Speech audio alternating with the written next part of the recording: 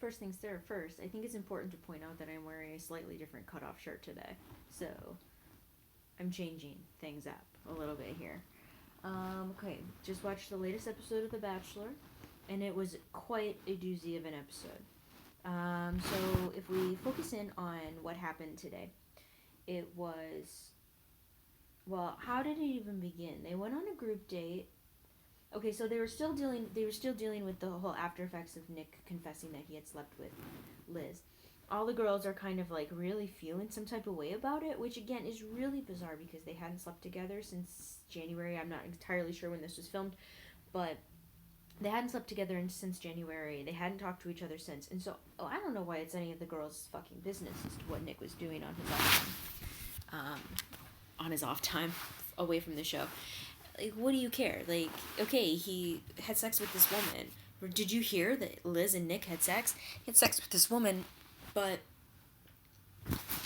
I just don't get why so many of them seem to care or question his intentions in that way. If they've watched the show, they know that Nick has had sex with quite a few people, including Andy, including Caitlyn, and probably including whoever the woman was that he was in a relationship with in Bachelor in Paradise. Like, at the very least, within the last couple years. So, of course there's going to be people. I get that they were probably, though, what they should have been upset is the fact that he didn't come out and tell them as soon as he understood that this was a thing, that this is a person that he had a past with.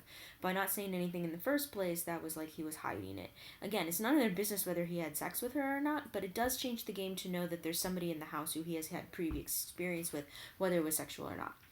So I understand that. But otherwise, they need to calm the hell down. There's a group date. They end up, oh my god, this is where I regret so many of my life choices recently, because I want to talk about this so bad with somebody who I can't talk about it with. Because I guess it's easier for me to not be in their life. It's easier for them for me to not be in their life. Fuck you. But Backstreet Boys, oh my god, they go on a group date with the Backstreet Boys. They sing, and I just was thinking the whole time about the Backstreet Boys and how difficult it must be for them. Like, in reality, they were really big in 1999 and like maybe 98 even, and 2000, and then that was like we're talking almost like 20 years, right?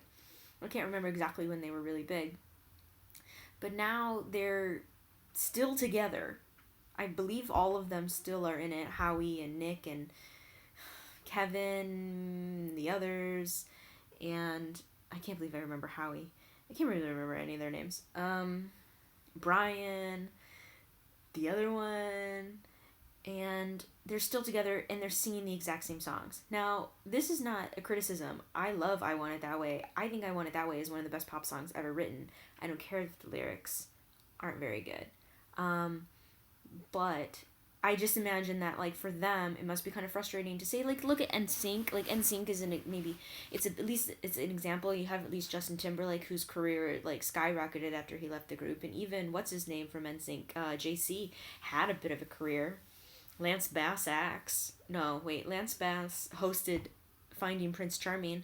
Joy Fatone was in My Big Fat Greek Wedding. So, I just, like, they probably didn't imagine their career going like this, where they're playing, where they have Las Vegas residency at the Hard Rock Cafe or Planet Hollywood or whatever the fuck, playing for, like, a crowd of 500 while a group date from The Bachelor is, like, acts as their backup dancers. So I just felt really kind of sad for them. But again, like, I Want It That Way, like, come on. This is just a great fucking song. And so is Quit Playing Games with My Heart. So is Larger Than Life. So is Backstreet's Back. Show Me the Meaning of Being Lonely. Like, I could go on and on and on and on and on. And I was not a fan of them. I was a fan of them for like a week in 8th grade.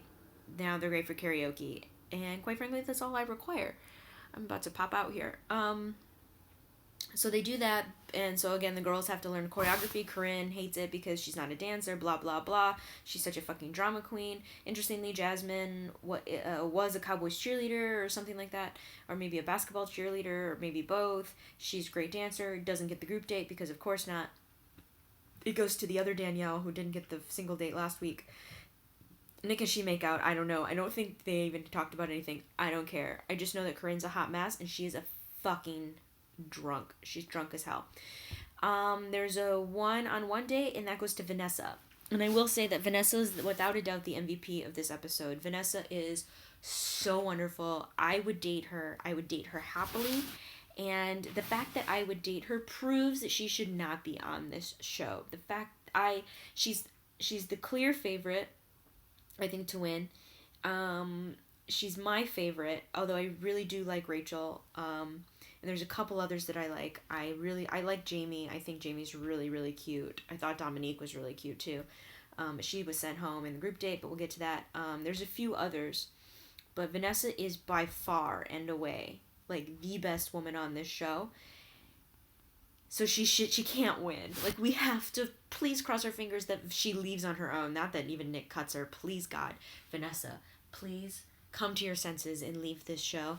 Okay, so they go on a one-on-one date, and they do this plane thing where, like, they're in 0G. And this, to me, seems really, really unsafe, and I don't understand how it works.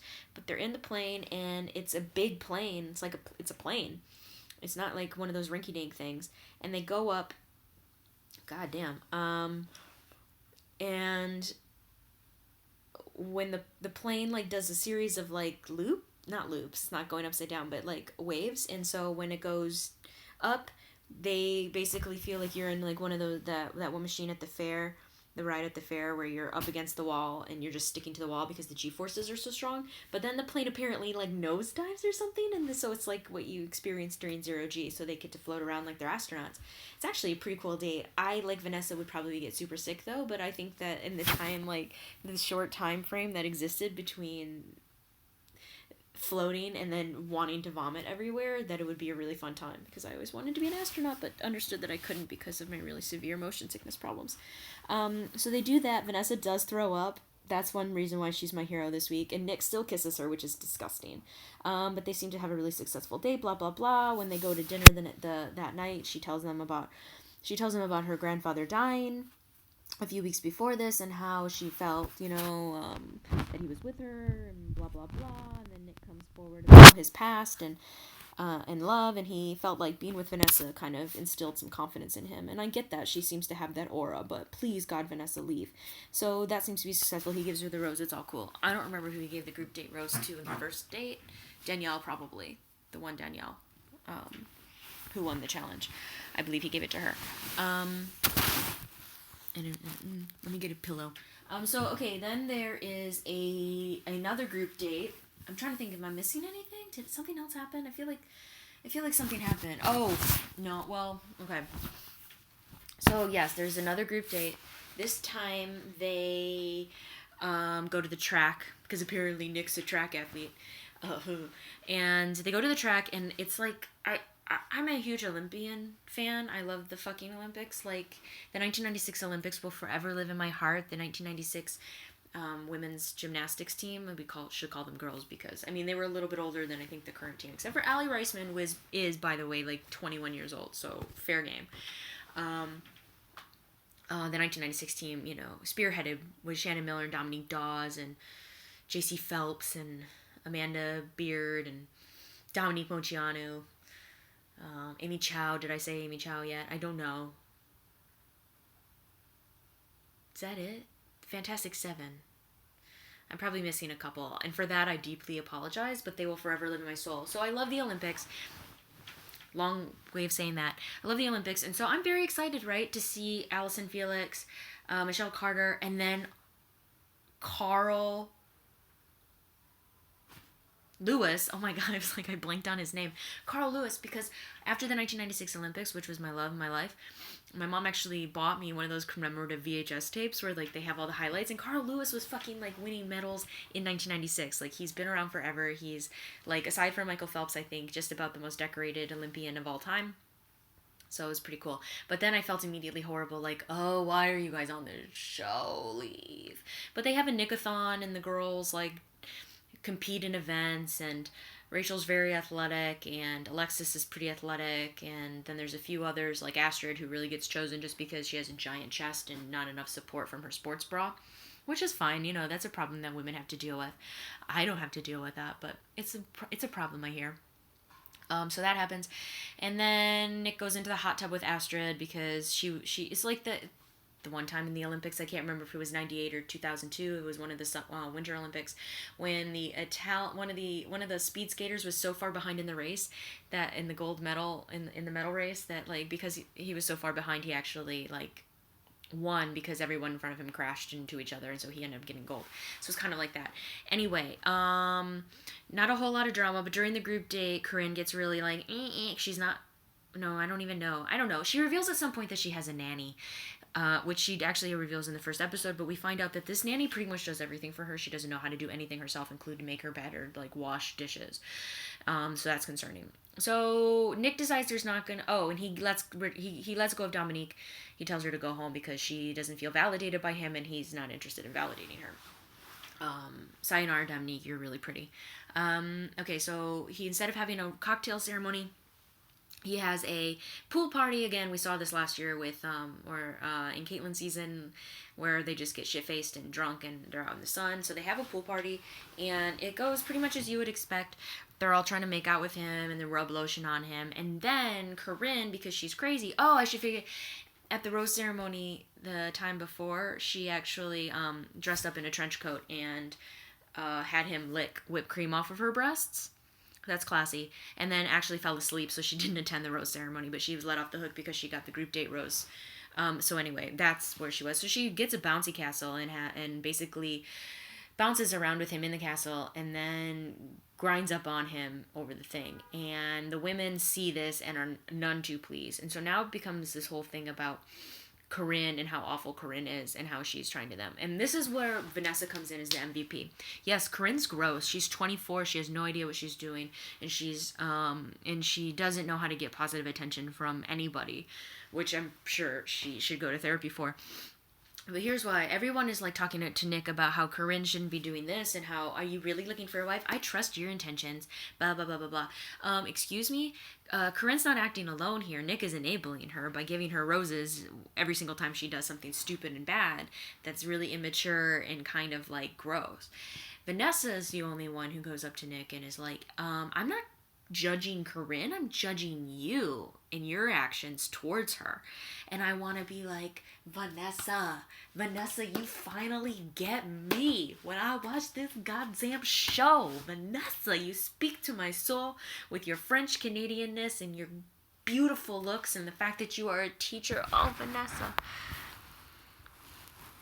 Vanessa, I know that I'm not a man. I know I don't have the necessary equipment, and you will get looked at if we walk down the street holding hands. But let me tell you that I am here for you, that I will be everything you need me to be, that I will learn all that I can learn to make you happy and to be with you in my soul. Because you, girl, you for real, man. She takes him to task, and I'm like, get it, Vanessa. Oui. Ah. La femme est intelligente. Intelligente? I'm mixing all my pronunciations. So Vanessa calls him out on it, and all the women are calling out Corinne on it, which is so silly. Although Raven definitely narcs on her, so she's a nanny to Nick, and he doesn't seem to understand what to do with that. And that's pretty much where it left off, with Vanessa going, like, listen, like, I'm wondering why you're here. Are you here to find a wife, or are you here to find someone to fuck around with? And she actually uses the term fuck around with. And she's like, because if that's the case, I'd really rather you not get a rose. Or you not give me a rose anyway.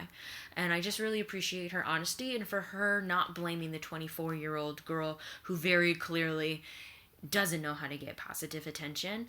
And maybe that's just the way that Corinne is. Maybe she's just very comfortable in her sexuality. I don't think so. I think the things that she's doing show that she's not at all comfortable with her body and with herself. She has very low self-esteem. I think that her actions do prove that, the way that she comes off. But, like, it's up, like someone says, like, he's, like, 36 years old. Like, he's in his mid-30s.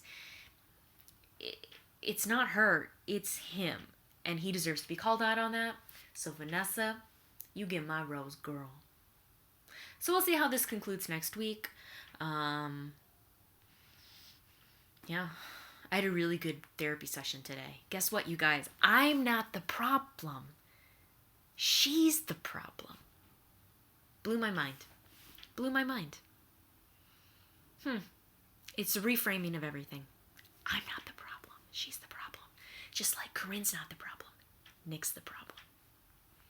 We'll see you next week.